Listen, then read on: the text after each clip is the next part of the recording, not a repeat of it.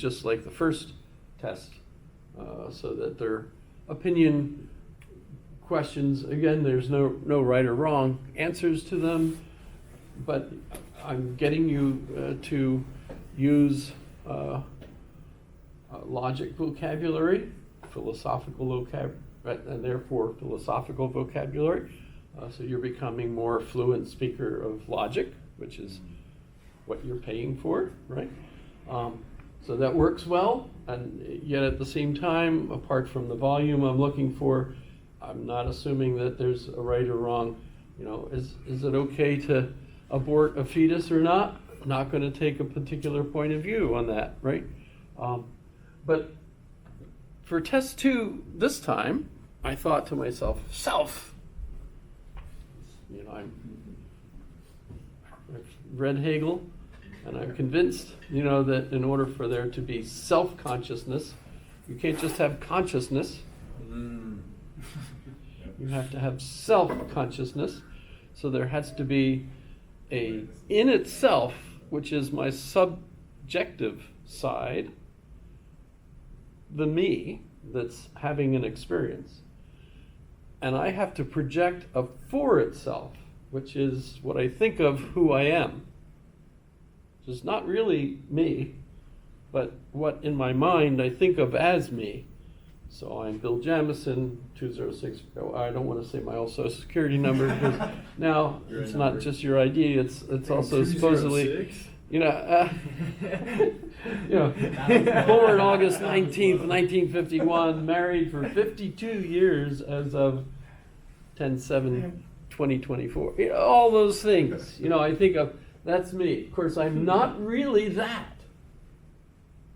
Because there's this subjective side that's me, and I'm just thinking of myself as that. So when I'm having a self, I'm realizing that I'm both of these things in a dialogue.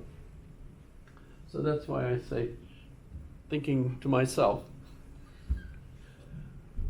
Okay, I'm using the same directions from test 1. Why not? They're good directions, right? And then, what's the first question? And you get to pick, right? You don't have to pick any one of these in particular, but 3 of them. This is obviously another example of where in everyday speech we're going to confuse the heck out of the computer, right? So you are going to pick 3 out of these 6, but you don't have to particularly one if you don't like it. Oh, I see. Right? Because that could mean a bunch of stuff. That could mean number 1. Well, so number 1. In random order. No, but if you say I don't have to pick 1 if I don't like it, you could be referring to specifically number 1. That gets back to Yeah, you might not like, you might not like, it. you might say Ludwig Wittgenstein wrote in his Tractatus, and there's the link to it. So you can actually go to the Tractatus on the web. And remember, statement 7 is the very last statement in the book. And by the way, this link takes you, thank you Gutenberg, Project Gutenberg. So notice, this one actually includes, and the last time we pulled this up, it wasn't this particular page. It was instead one that started right away with Wittgenstein's text. But this one includes the very important introduction by Bertrand the Earl of Russell, or however you say that properly in English, because he was an earl, even though he was poor. He was a poor earl. He didn't have an income from being an earl or an estate even, and yet he inherited the earlship from his father, who inherited it from his grandfather, etc. So in any case, Mr. Wittgenstein's Tractatus, etc. So it's there, and that was a very important thing in the text But remember, Wittgenstein read that and said, he doesn't understand. So despite this marvelous explanation of what Mr. Wittgenstein is doing in the Tractatus, Wittgenstein himself argues that Russell didn't understand him. It's just absolutely fascinating, I think.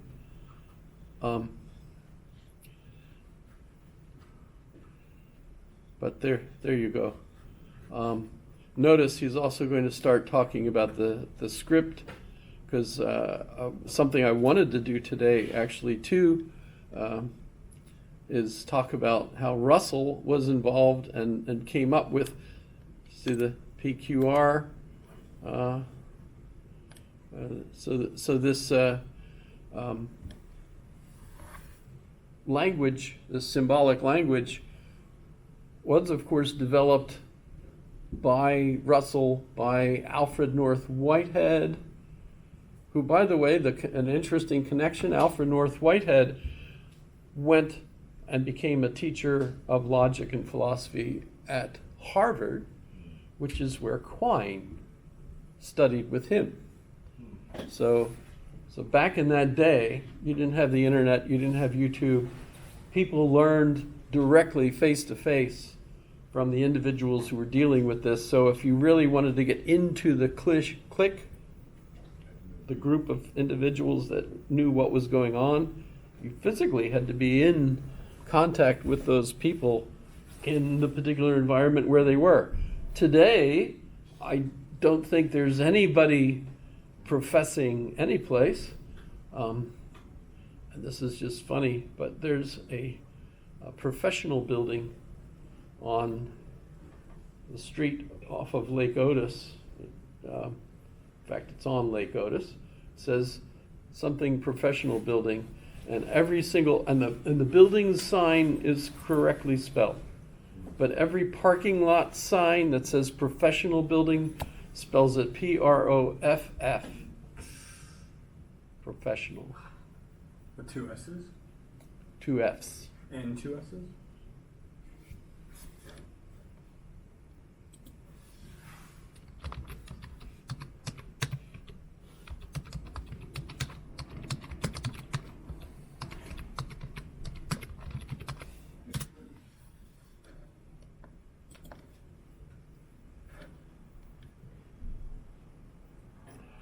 It's one thing with the gimbal. I have to.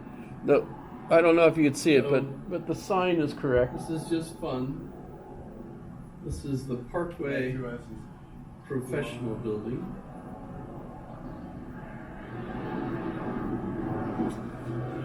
And they spell it correctly on the top of the building.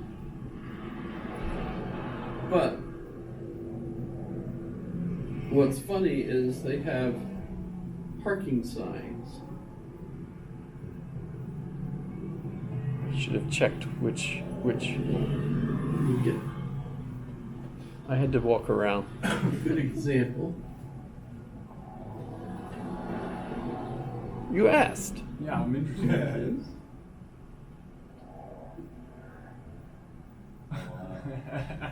That's how One S, two F's. Whenever I see it, I think, I gotta send a picture of this to Mr. White Keys. He loves that stuff. He would laugh. I love it when you catch those things out there. That's crazy. How unfortunate. Yeah. So, that's fun. But so, back to the test, in case people are interested. So there's the Gutenberg copy of, by the way, once you get through the English, the German's there too. So if you want to practice your Deutsch, you can. And the question I have is, what did he mean by the statement, whereof one cannot speak, thereof one must be silent? Notice this is a totally ambiguous question. It's totally up to your opinion.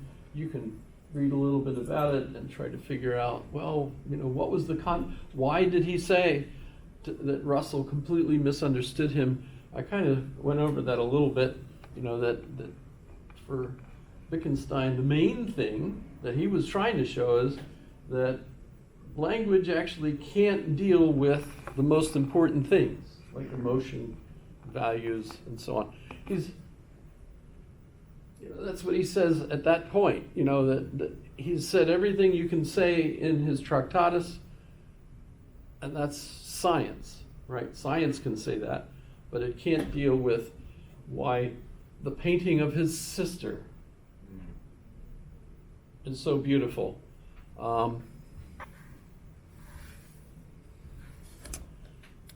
shouldn't just say that without showing it to you, right?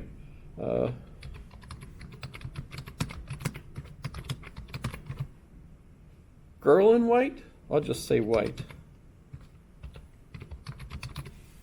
And hopefully, yeah, did I misspell it? And,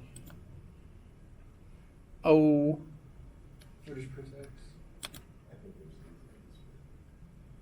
that's his sister.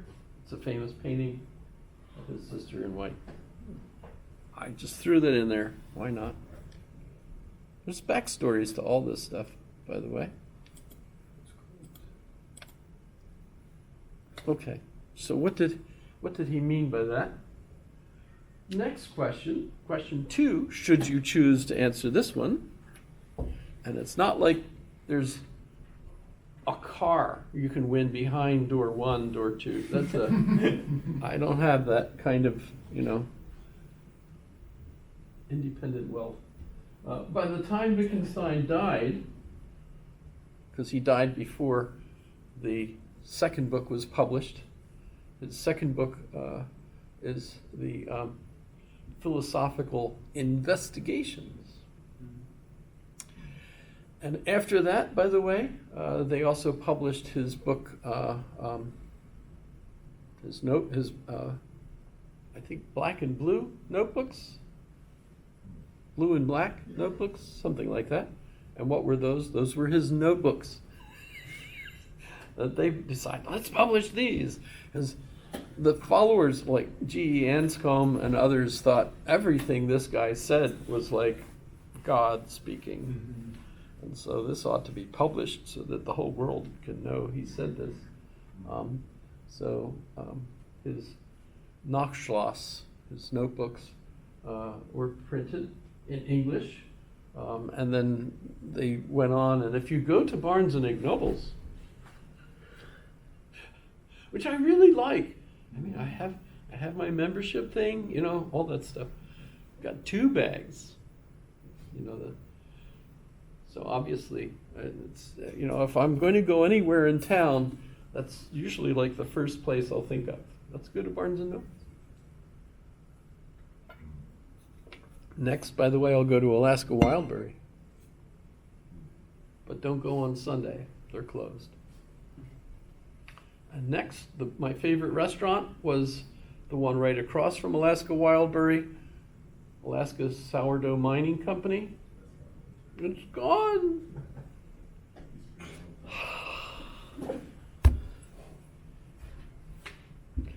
Fortunately, all the people that would have come up to visit me as tourists are dead, unfortunately, but that means that now if they were to come up and visit me, well, we couldn't go there for dinner. I love taking people there, although we were never there when the guy with the guns was shooting at people. I never saw that. I didn't know about that. At the busiest hours, they would have some guy with holsters, with cap guns. Hopefully they were cap guns. So by the time Wittgenstein died, his views changed and he developed the concept of language games. We talked about this. And my thinking is that once you had the recognition that there is a language game where you could talk about faith. There is a language game where you could talk about aesthetics. Why is this painting beautiful and stuff. And in fact, we would call that a science. it's a knowledge base that you can talk about there. I mean, if I ask ChatGPT, you know, why is Wittgenstein's sister's painting considered a beautiful painting? It'd be an interesting question to ask to see what it would do with that. I don't want to answer your question now because I want to answer your question now. Well, let me just say that in understanding Wittgenstein, and remember, I only had a seminar, a graduate seminar on him, so that's only 18 weeks of studying Wittgenstein and nothing else.